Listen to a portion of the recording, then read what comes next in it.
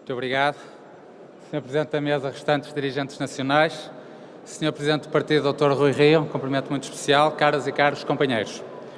O Congresso do PSD é sempre uma oportunidade soberana para apresentarmos a Portugal as questões que mais preocupam as nossas populações. A moção que aqui apresento é inequivocamente uma dessas situações. Aliás, permitam-me começar por dizer que, ironicamente, esta moção esteve para não ser apresentada aqui neste Congresso precisamente pelo problema que aqui venho apresentar, que quase me impedia de enviar a tempo para a mesa a proposta e toda a documentação necessária. Mas aqui estamos. Não quero amassar-vos com demasiada informação, penso que o documento que está à vossa disposição tem tudo devidamente detalhado, mas permitam-me fazer aqui um pequeno enquadramento. A Estrada Nacional 14 é a estrada que liga o Porto a Braga e atravessa os concelhos da Maia, da Trofa e de Famalicão.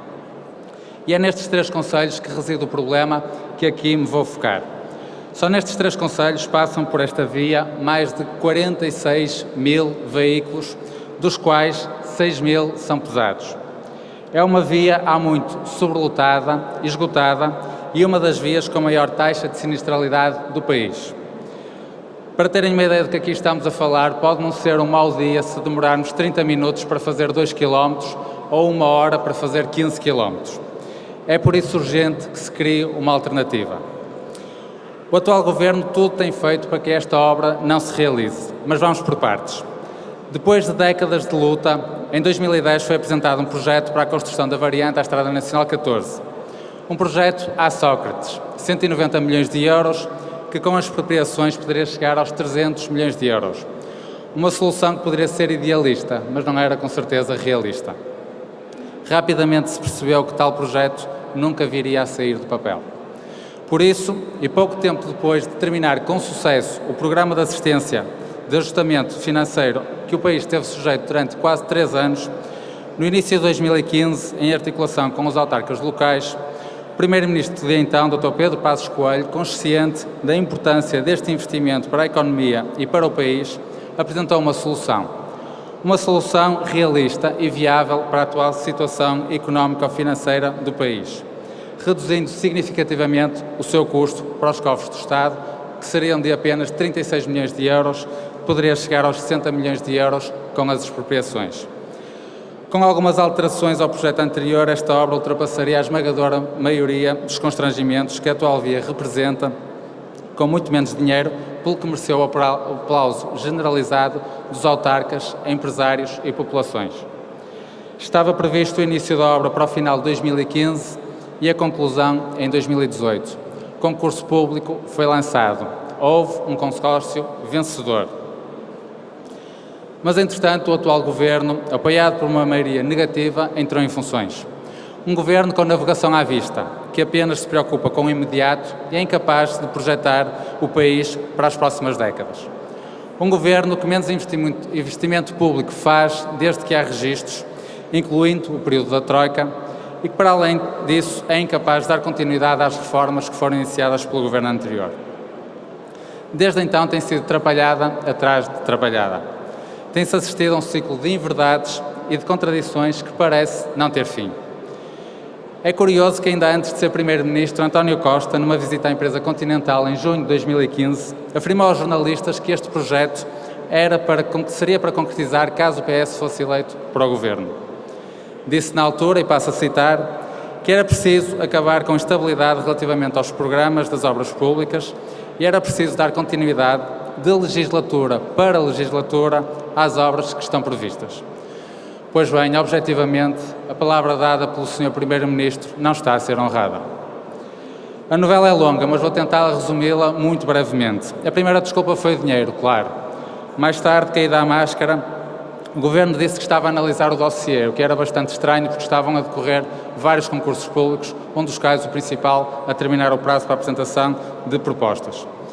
Mais tarde, o Governo confirmou que tudo estava a decorrer normalmente, embora com atrasos, indicando mesmo as datas para a adjudicação da obra.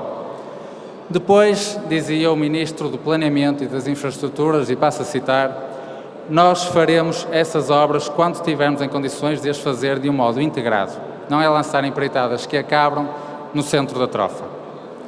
Isto é, fim de citação, não pode ser feito em duas fases, conforme previsto inicialmente. O projeto inicial previa da Maia até à Trofa e depois da Trofa até Famalicão. Entendia o Governo que não poderia ser em duas fases.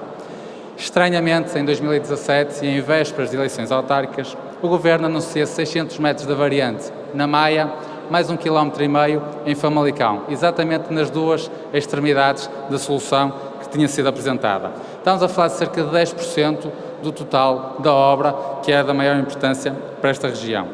Aquilo que antes só podia ser feito de forma integral, volta, afinal, a poder ser feito faseadamente. O Governo contradiz-se constantemente a si próprio. A este ritmo, em vez de duas fases, teremos umas 10 ou 20 e lá para 2050 teremos a variante concluída. Recentemente, o concurso público foi mesmo anulado.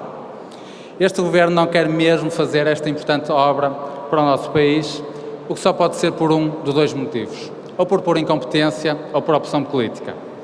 Eventualmente por se tratar de um investimento a realizar em 3 municípios liderados por 3 militantes do nosso partido. Dr. Paulo Cunha em Famalicão, Dr. Sérgio Humberto na Trofa e o engenheiro António Silva Tiago na Maia. Não vemos outra explicação. Mas caras e caros companheiros, este é um assunto demasiado sério para o Governo brincar. Só nestes 3 municípios residem mais de 300 mil pessoas, mais de que em 8 dos distritos portugueses. Existem mais de 32 mil empresas que empregam mais de 130 mil pessoas. Estas empresas acumulam um volume de negócios total de 13 mil milhões de euros. Talvez os companheiros saibam o que sejam 13 mil milhões de euros, mas o Governo talvez não saiba. Eu explico. É um 3 e depois 9 zeros à frente, até chegarmos à vírgula e ao símbolo do euro. Estas empresas têm um valor acrescentado bruto de 3,4 mil milhões de euros e exportam 3,8 mil milhões de euros, o que representa 7,6% do total das exportações do nosso país. E não temos nesta região empresas como a Algalp, como a Auto Europa, o turismo do Algarve, o turismo da Madeira, que muito contribuem para as exportações. São muitas pequenas, médias e algumas grandes empresas que diariamente trabalham, empregam muita gente e lutam para terem sucesso. São, portanto, milhares de empresas e empresários que todos os dias são prejudicados pela ausência de alternativa e pela atuação deste Governo. Dito de outra forma, se as exportações fossem um ano, só as empresas instaladas nestes 3 concelhos seriam responsáveis por praticamente um mês inteiro. Mas, quando se fala da importância de reduzir o déficit para a balança comercial, estas empresas contribuem de uma forma positiva para o saldo da balança comercial em 1,1 mil milhões de euros. São milhares as empresas e investimentos que diariamente são prejudicados pela ausência de uma solução. Por isso dizemos que a construção de uma alternativa à Estrada Nacional 14 tem dimensão nacional. É o crescimento económico do país, é a competitividade da economia portuguesa que estão em causa. Deve o país ter consciência do ataque à economia nacional que este Governo está a protagonizar. E isto para não falar da questão da segurança rodoviária, da questão ambiental e do potencial de otimização dos transportes públicos que a solução apresentada pelo Dr. Pedro Passos Coelho representaria. Há muito que esta deixou de ser uma luta apenas da Trofa. É também uma luta da Maia, é uma luta de Famalicão. É uma luta do Norte e é uma luta do país. É uma luta de todos aqueles que querem que as empresas continuem a crescer, que as exportações continuem a aumentar, que os investimentos continuem a surgir, que os postos de trabalho continuem a ser criados. São muitas e cada vez mais as vozes de fora destes 3 concelhos que se juntam ao nosso partido, aos nossos autarcas, aos nossos empresários, às nossas populações. Hoje, aqui, eu sou a voz de todos esses que se sentem injustiçados e enganados por este Governo. Sou a voz das populações, sou a voz dos empresários. Lido diariamente com empresários e sei bem aquilo que eles sofrem pela atuação deste Governo e pela ausência desta alternativa. Esta é uma luta que dura há demasiado tempo, mas a voz só se calará no dia em que a alternativa à Estrada Nacional 14 estiver ao serviço das nossas populações. O PSD não pode ficar indiferente a esta realidade.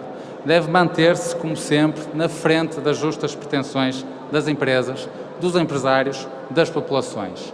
Urge mobilizar todas as nossas forças em torno deste propósito. Portugal merece mais e melhor. Muito obrigado.